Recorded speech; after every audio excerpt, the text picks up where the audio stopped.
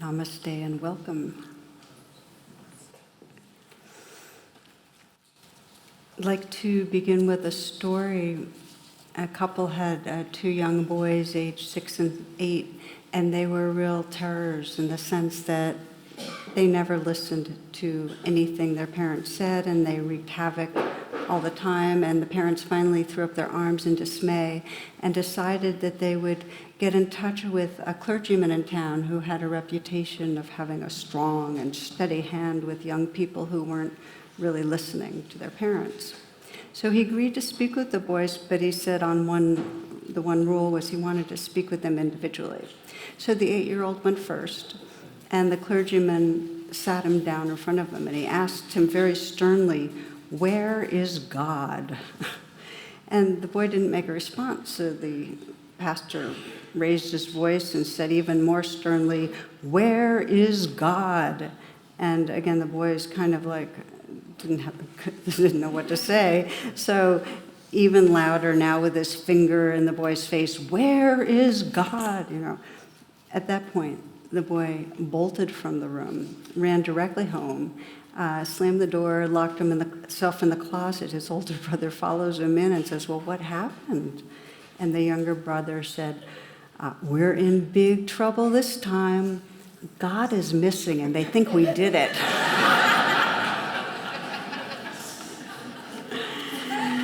So this is the trouble we get into when we don't listen, which is our theme.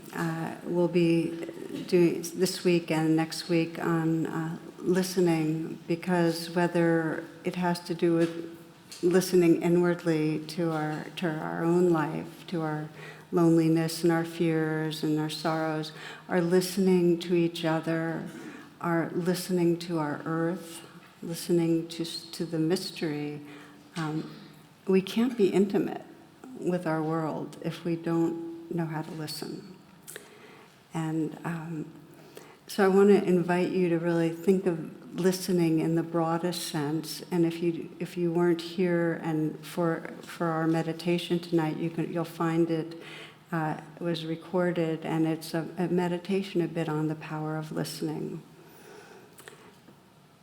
One of my favorite stories about listening, and I'm going to take the title of the talk will be called "Listening to the Song." It comes from this story of an African tribe where the birth date of the child is counted not from when they're born by our standards or when they're conceived, but from the day the child was a thought in the mother's mind. And from that day on, the woman decides she's going to have a child, and that fills her, and she goes off and sits under a tree by herself, and she listens until she hears the song of the child that wants to come. And that's the beginning of the child's life in that sense. And then when she's heard that song, she teaches it to the father, who's going to be the child's father.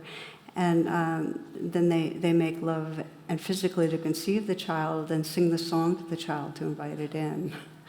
It's pretty cool.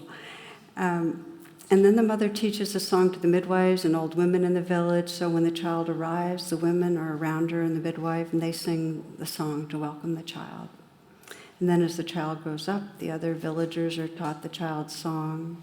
And so if they fall down, hurt themselves, or whatever happens, people can come and start singing their song to them. And during rites of puberty, the song is sung, honoring them.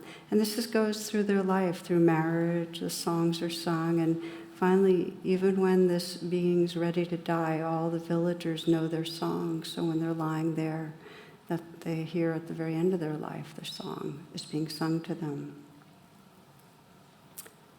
So I heard this story probably 30-some years ago, and I love sharing it with you, because whenever I think of it, there's such a level of intimacy, of listening to beingness, to who we are beyond our personality that comes with it. So we'll think of these two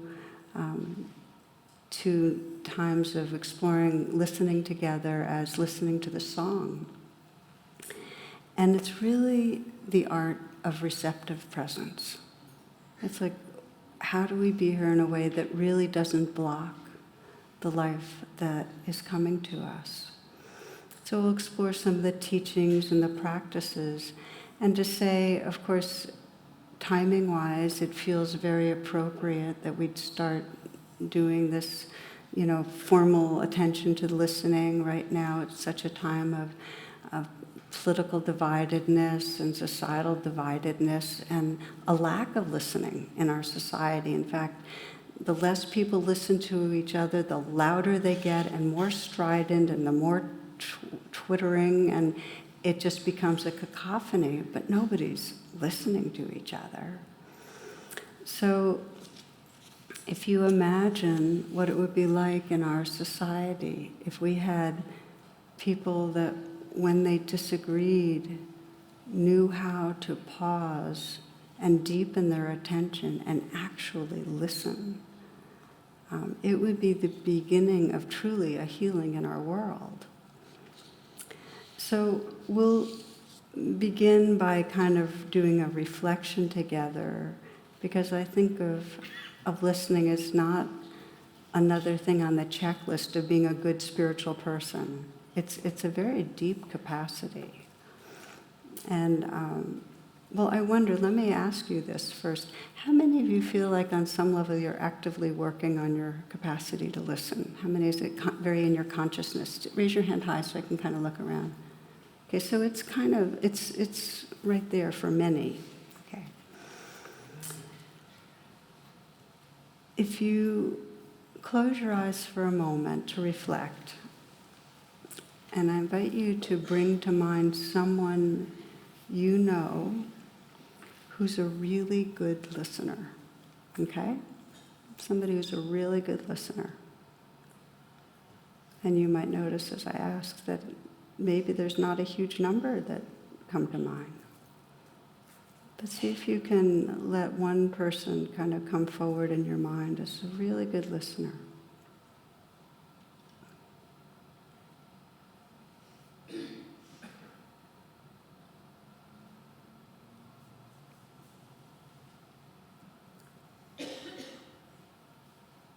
And see if you can sense, well, what are the qualities of that person's heart and mind that really make them good at listening? What's the main qualities that you're aware of that that person has that allow them to listen?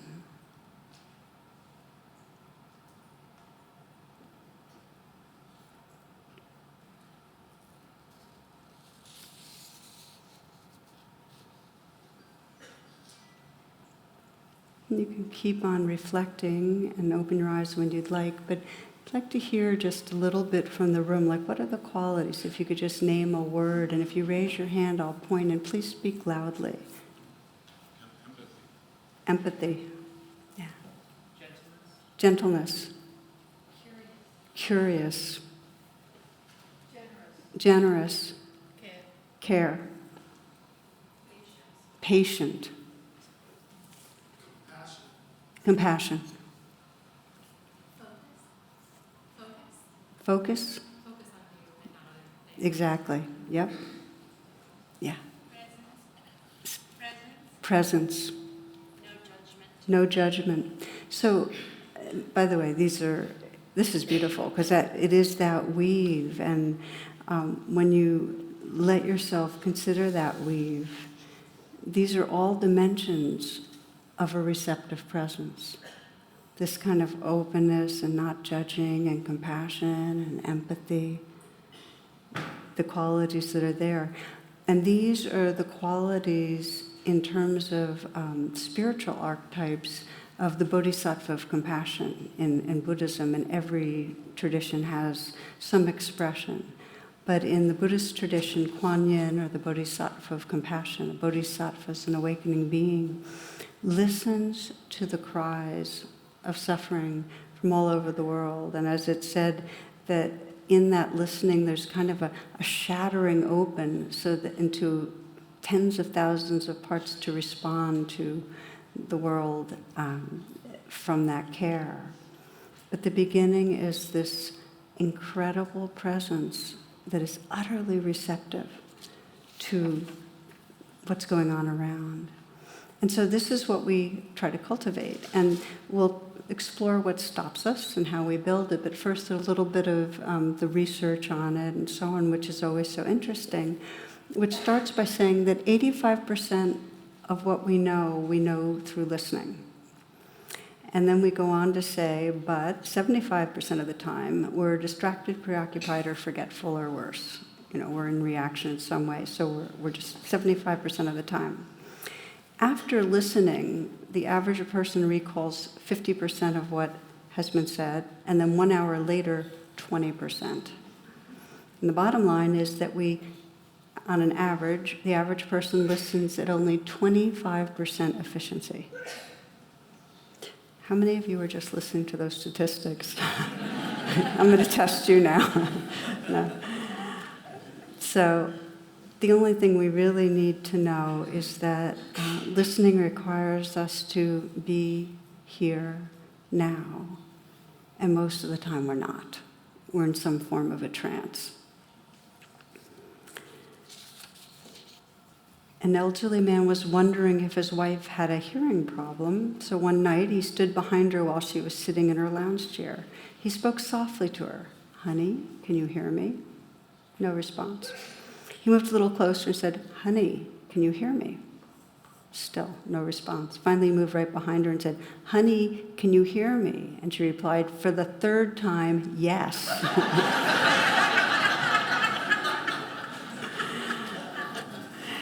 And the reason I like that is because another statistic is that when people self-assess on how good they are as a listener, most people evaluate themselves as above average. This is really funny.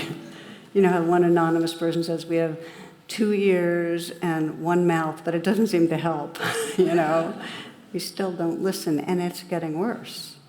And we all know why, right? Technology.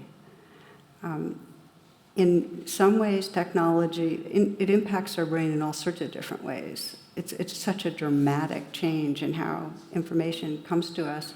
And one of the ways is that we get a lot more information poured into us. So we're processing and filtering huge amounts of information, way more than ever before in the history of humans. But we're not doing it in a deep, absorbent way. And so the more plugged in we are to the internet, the more we're in front of a screen, the less capacity to concentrate. One person said focus. We cannot concentrate, we can't stay with, and we can't absorb so well. And there's a lot of research on the relationship between screen time and ADHD and other attentional difficulties.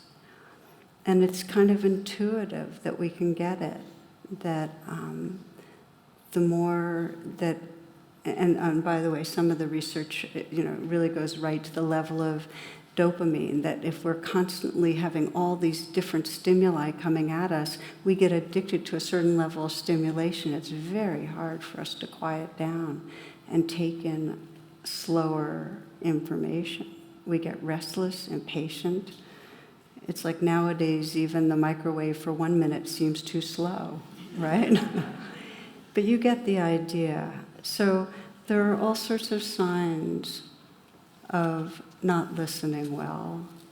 The main sign in terms of how well do you listen to your own heart is that if you are continually repeating the same emotional challenges, if you keep repeating the behaviors, the thoughts, and the emotions over and over again, it means that there's not a listening attention, because the only way we can interrupt, intervene, and heal is with listening.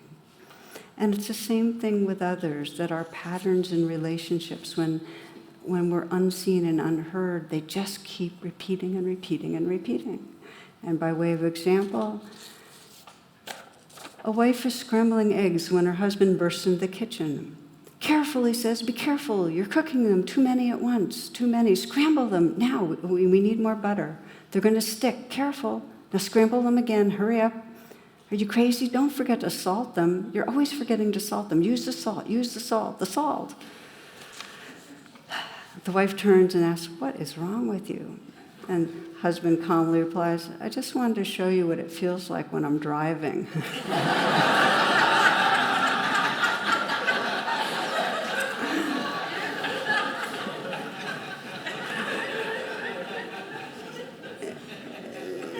So we have repeating patterns, and then, this is the kind of the lighthearted end of it.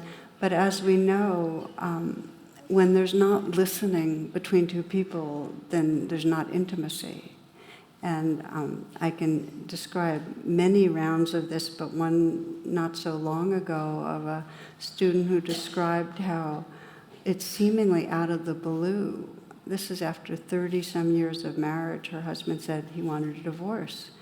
And they went to therapy to talk about it, and she said, I can't believe you did this so, just so suddenly.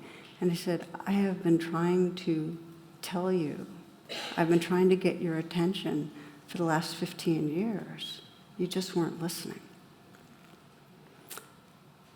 We need to listen for many reasons, and we suffer and others suffer when we don't. So let's look closer at really what keeps us from listening.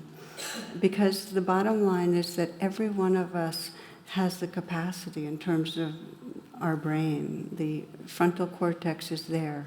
We can be mindful, empathetic, compassionate.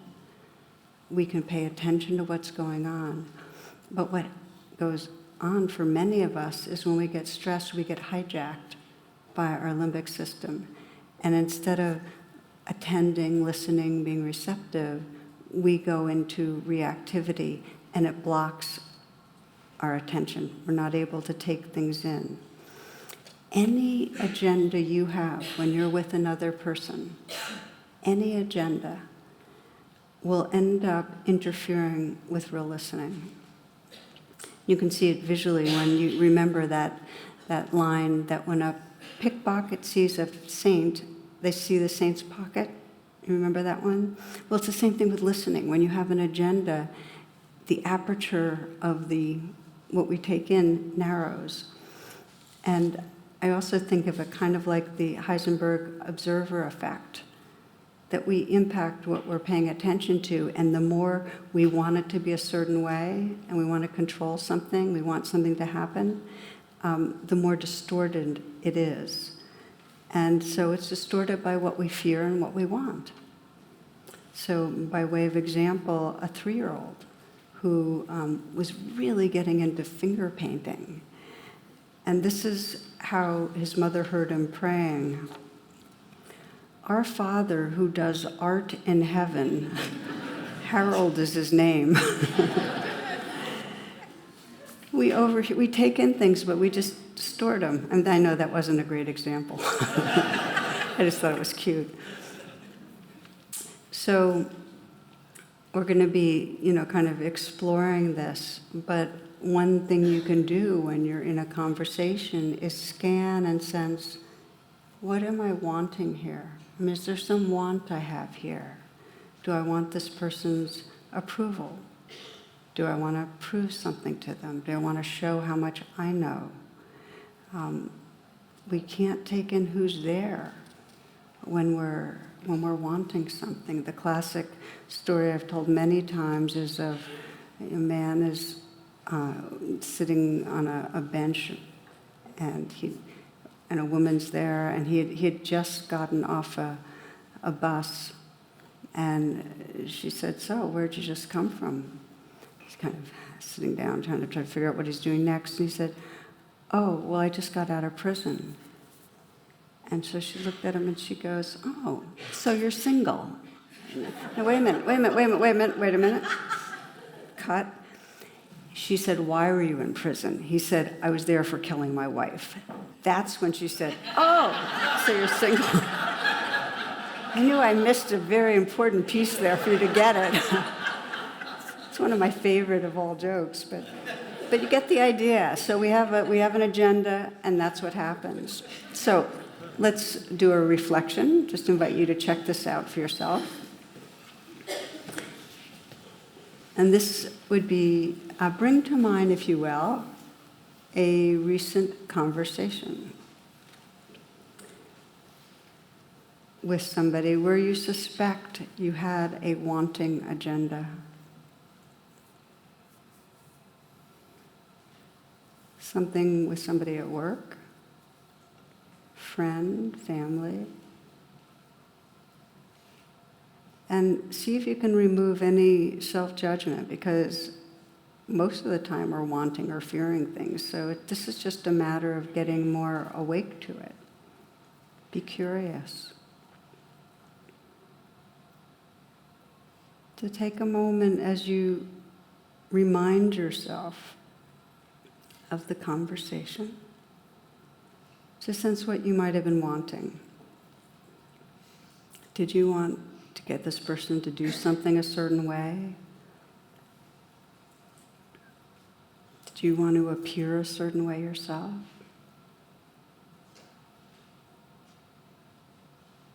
Often we want approval, affection. Sometimes we want a real favor.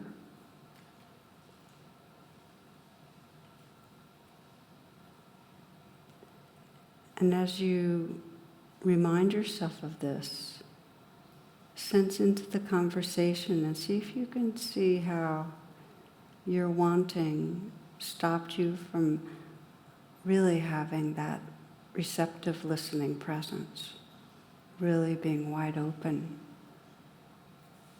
to take in another being.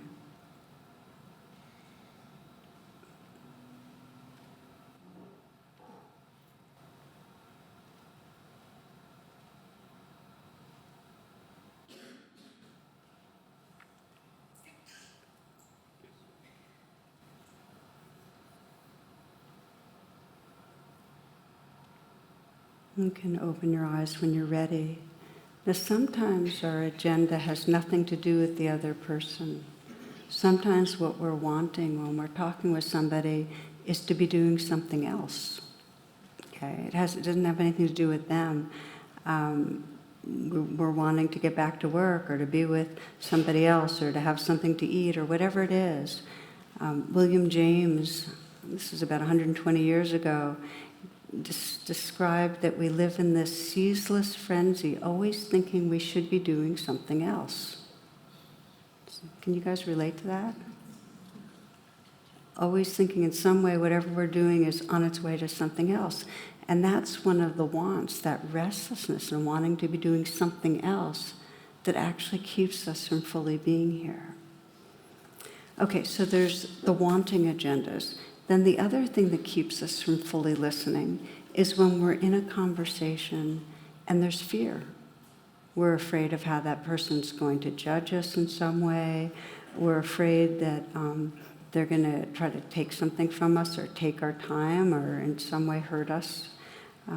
There's a cartoon I saw that had, the caption was 4 words that will make men run for the hills.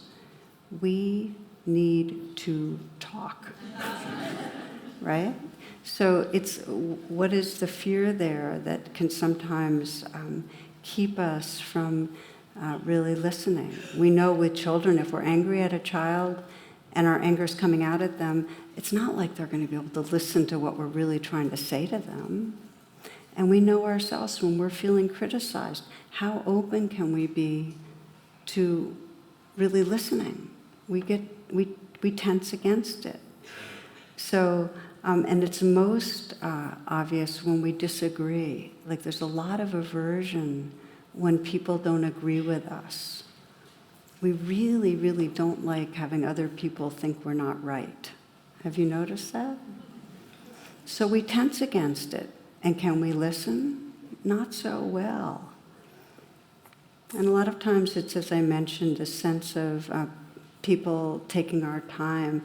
One Postmaster General, Edgar Day, he had a strategy that wasn't the greatest listening strategy, that when somebody was long-winded with him, he would hang up in the middle of himself talking. Because who would hang up on themselves, you know? But that was his strategy to get off the phone. And author Carol Matteau writes, "The dying process begins the minute you are born, but it accelerates during dinner parties." So you get the idea that when we have that sense of not enough time, okay, our sense of in some way aversion or dislike or fear, we don't take so much in. And you might close your eyes and reflect on this too. This is the second reflection. So again, to bring up a recent conversation. And in this case, where there might have been some aversion, you might have been bored or intimidated or anxious about something going on, or maybe it was anxious about something unrelated to the person. But just notice what happens when there's that kind of limbic hijack and there's anxiety or boredom or aversion. What happens to listening?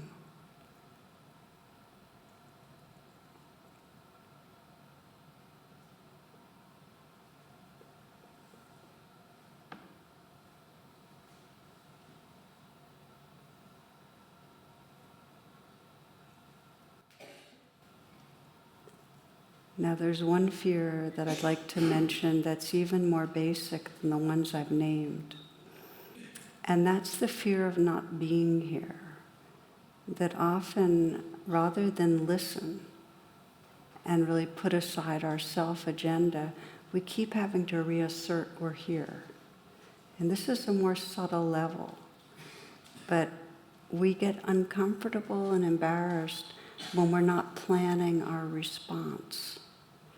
So you might have noticed how often when people are talking, some part of you is already organizing how you're going to respond. It's very hard to put all that down because there's some part of us that feels like we don't know who we are. We lose a sense of ourself when we really open our being to just listen.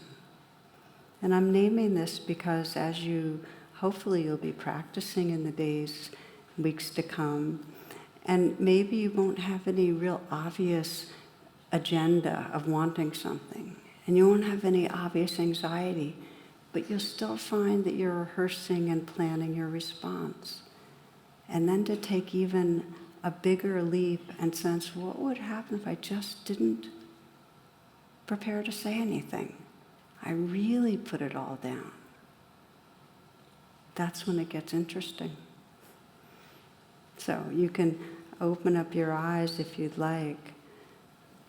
So these are the ways you can begin to scan and watch your conversations and start noticing what's between you and a receptive presence.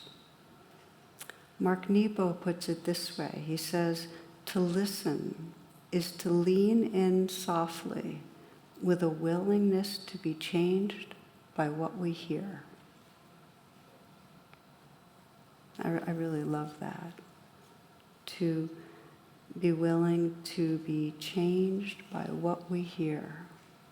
That's a real undefended heart. I recently did an interview with Krista Tippett. Some of you might know of her wonderful program On Being. One of the things she shared, I was actually interviewing her, which is a reverse for her. But one of the things she shared, I was introducing her about compassion. We're doing a whole process of interviewing a lot of people about compassion. And one of the things she pointed out was the quality or attitude that we approach connecting with each other and the power of a willingness to be surprised. I just want to offer you that when with listening, a willingness to be surprised, that we really, really are open. So the training in listening takes 10,000 plus hours, as with any training for anything that's worthwhile in our lives. It's a real practice.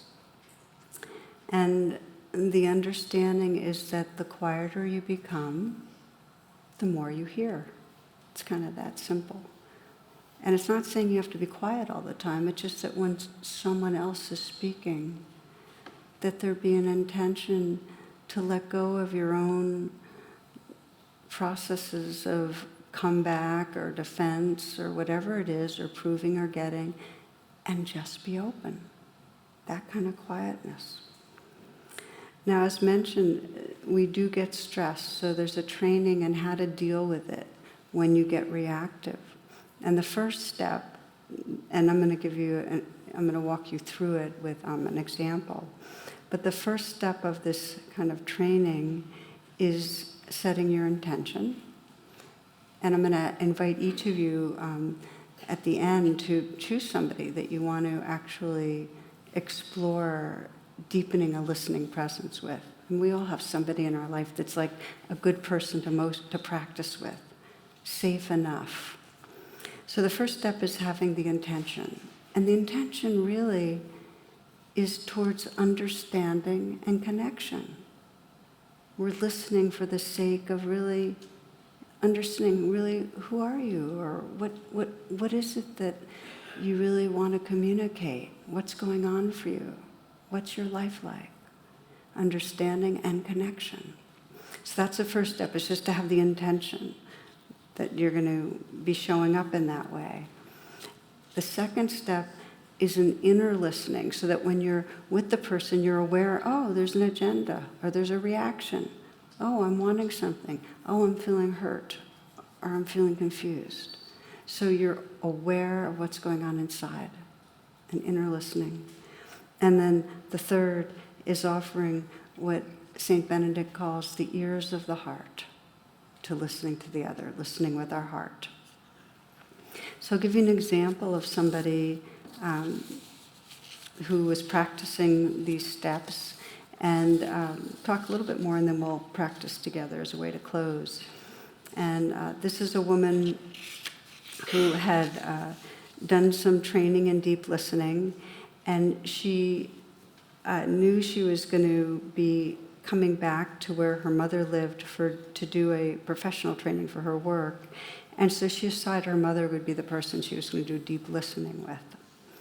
And so she made arrangements to stay with her mom for 10 days. This is the longest visit since she had left college, so this was a really big deal.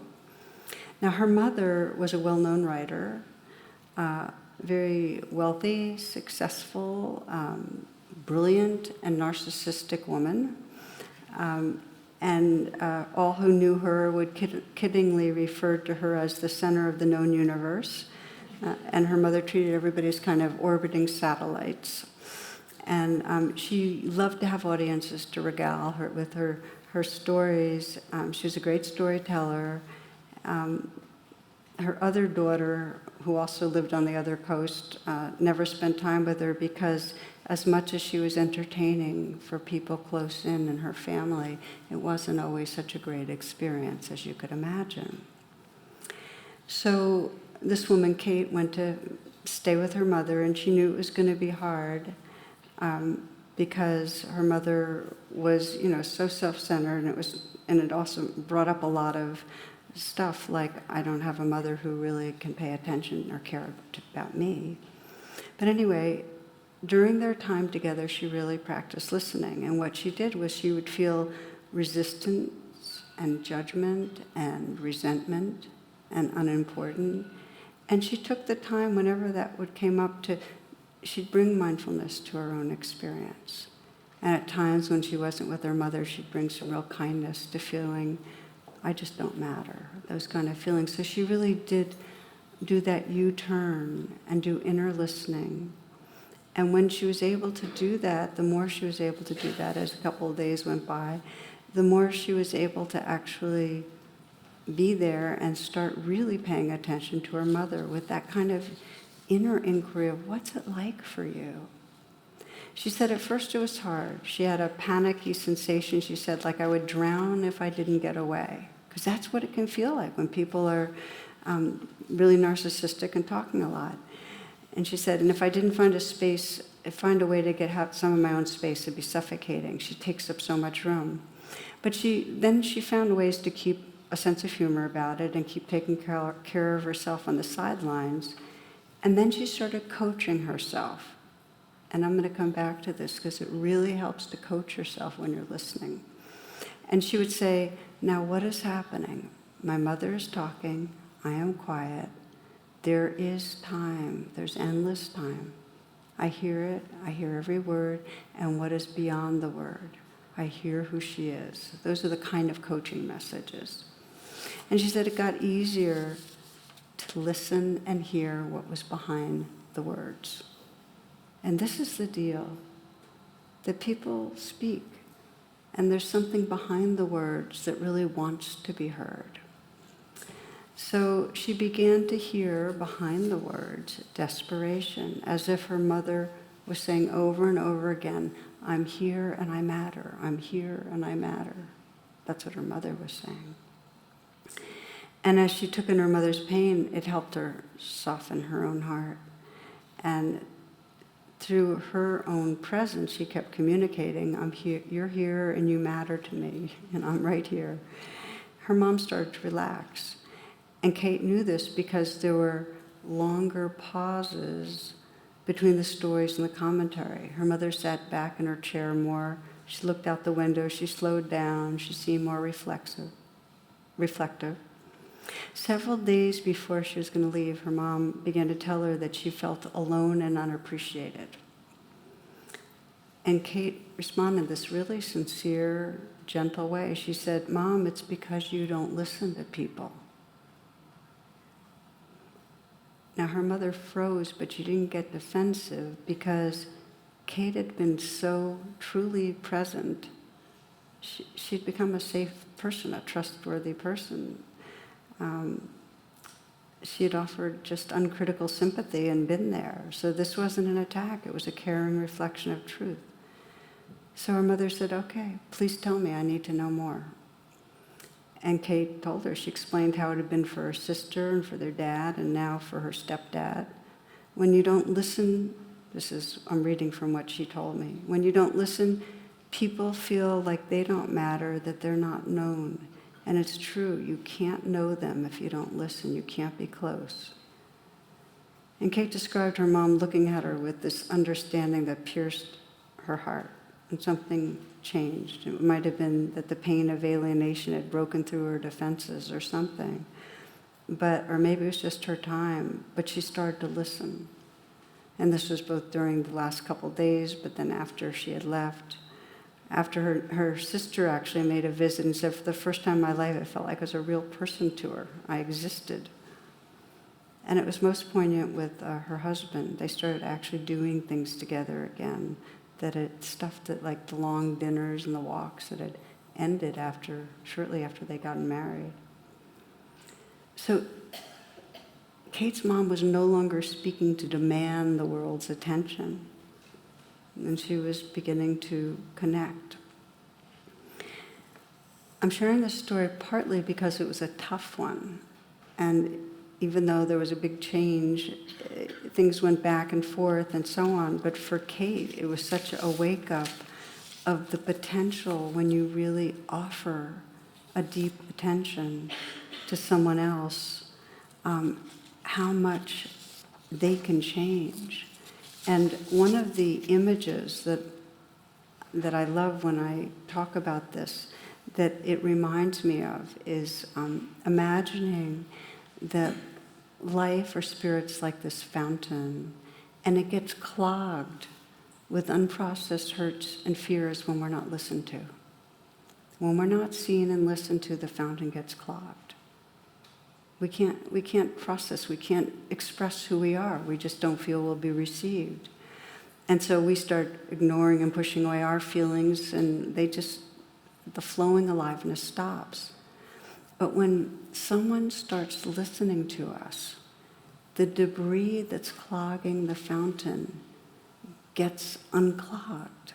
It begins to dissolve, and the fountain's free to flow. And it doesn't happen all at once, of course. Some of the wounding and the clogging has been going on for years. But that's the gift we give to each other. Is that when we hold a presence for somebody without judgment, as one person named is so important, empathetic presence, it makes it possible for some of that debris to unclog, and for that person who their real spirit and soul is to come through, that natural vitality. So we learn to coach ourselves some. One woman described her messages to herself in coaching. She said, "It's his turn. Just listen. Slow down. Pay attention. This is what he needs."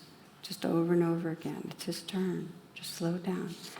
We need to coach ourselves because we forget. We all forget. This is Thich Nhat Hanh.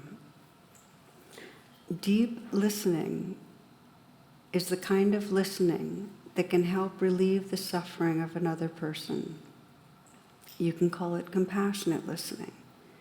You listen with only one purpose, to help them empty their heart.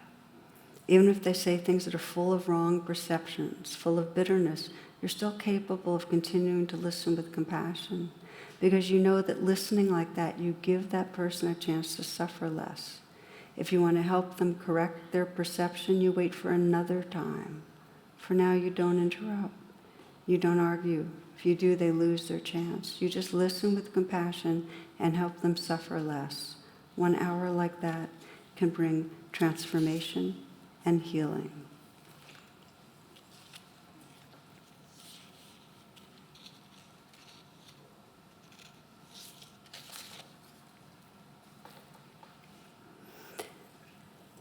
Now, for some of you, you might be thinking of people you know and how incredibly painful and hard it would be to do that kind of listening, because you would feel yourself that you were being violated. And so I want to reiterate the 3 steps, and one of them is to have the intention to seek understanding and connection. And step 2 is to do the U-turn and sense where you're feeling in some way hurt or reactive, and bring as much kindness and compassion to that as possible. And it's not like we can be with just anyone and have them for an hour saying and doing anything. It has to be safe enough. It has to be that we have enough boundaries in taking care of ourselves.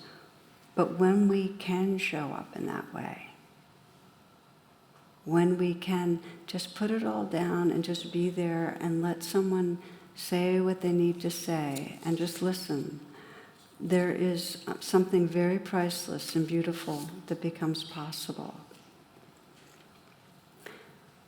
And I just want to take a few moments before we're going to practice together, but just to say that we're focusing right now on listening to each other, listening to our own hearts and each other. But it's this kind of listening that is necessary if we're going to be able to respond to the most vulnerable beings on our planet. If we can't listen and sense where the suffering is, we won't respond. This is how Gary Lawless puts it. He says, when the animals come to us asking for our help, will we know what they're saying? When the plants speak to us using their delicate language, will we be able to answer them? When the planet herself sings to us in our dreams, will we be able to wake ourselves and act?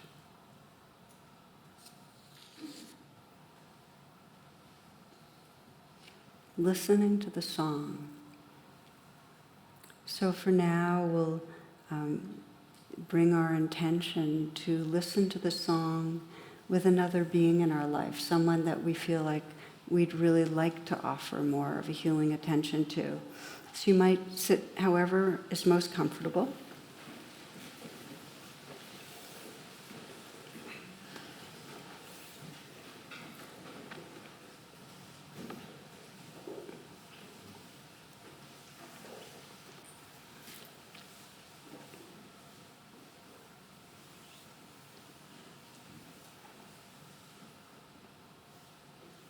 And let this person come to mind that you'd like to explore practicing deep listening with.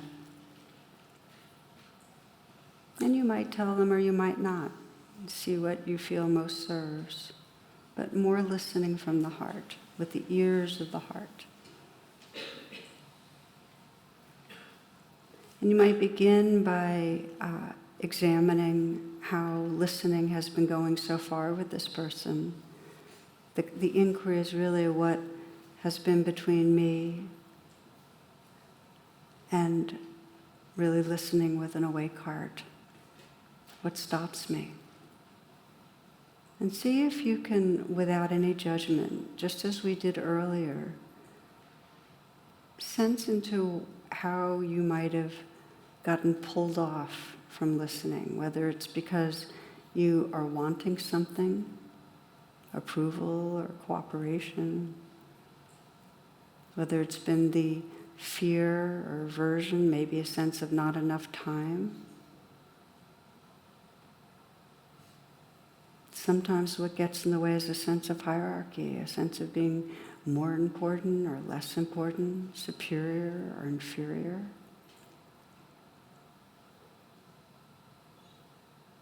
Sometimes it's that subtle level of needing to assert ourselves, just to feel that we're there.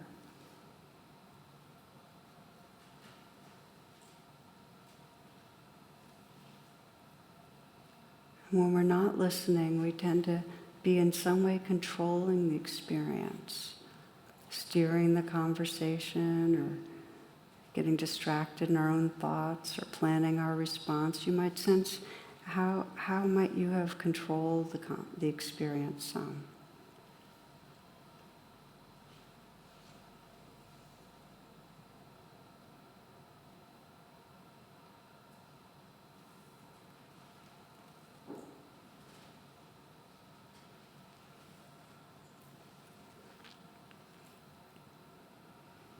And sense your intention, what makes this important to you. Your intention to deepen your understanding of what's true for the other person, your intention to connect, to really have more intimacy.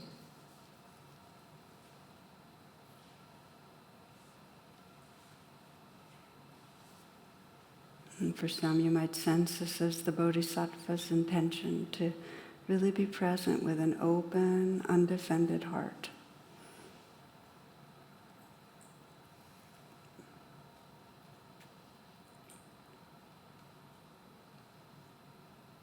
And maybe you can imagine a situation that could come up in the next day or a few days where you'll be with that person.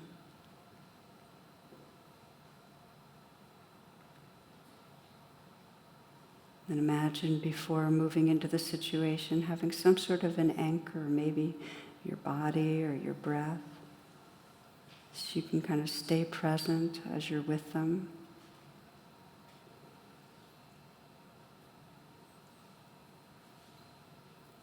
And before moving into the situation itself with them, sense if there's any inner listening that will help you, anything that you might sense could get stirred up, any anxieties or wants that you just bring some kind attention to inside you. So you've done some inner nurturing. You've taken care of your own heart some. Frees you up to be with them a little more.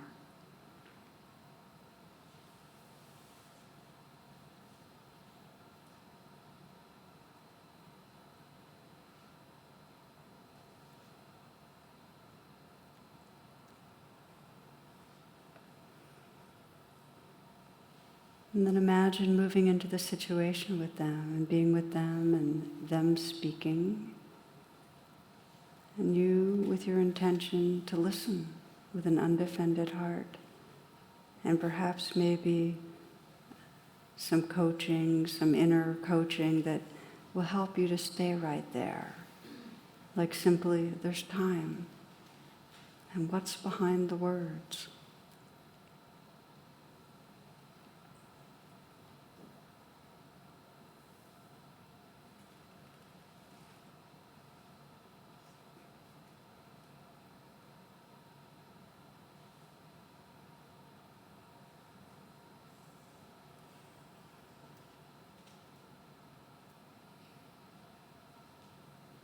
And let yourself imagine into the goodness of creating a healing space with your listening. The goodness for them, the goodness for you. The sense of we that emerges when there's a listening presence.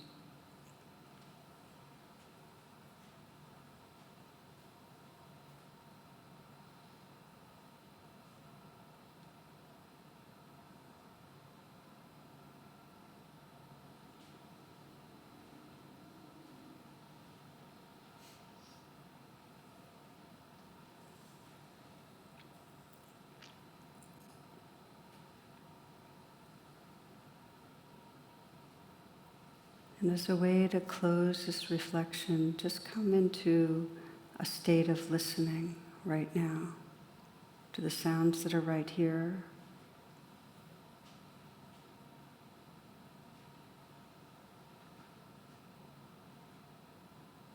Let there be an inner quietness so you can relax back.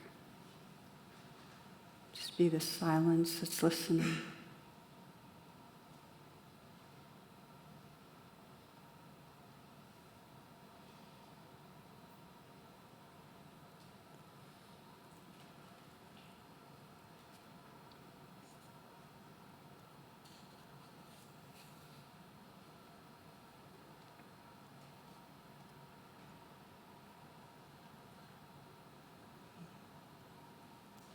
A receptive listening presence opens us to intimacy with our whole world.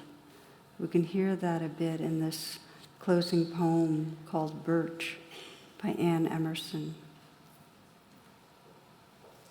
Choose one low-hanging leaf, heart-shaped, still attached to Mother Birch, and listen to all it has to say. The sound its slender veins make, turning light to sugar. The excitation of wind. Water sipped through the straws of branches up from the packed black well of roots. How it and its sisters communicate with birds, and how it refracts the sun in your eyes, searching for the right thing to say and when.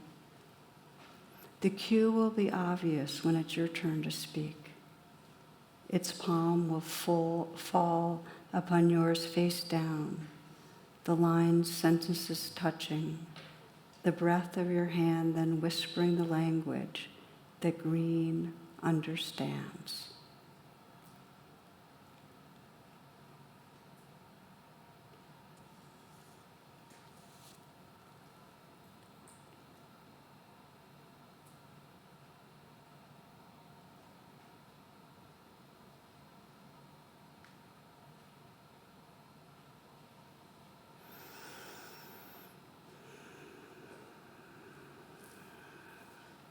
Thank you for your listening presence. Namaste.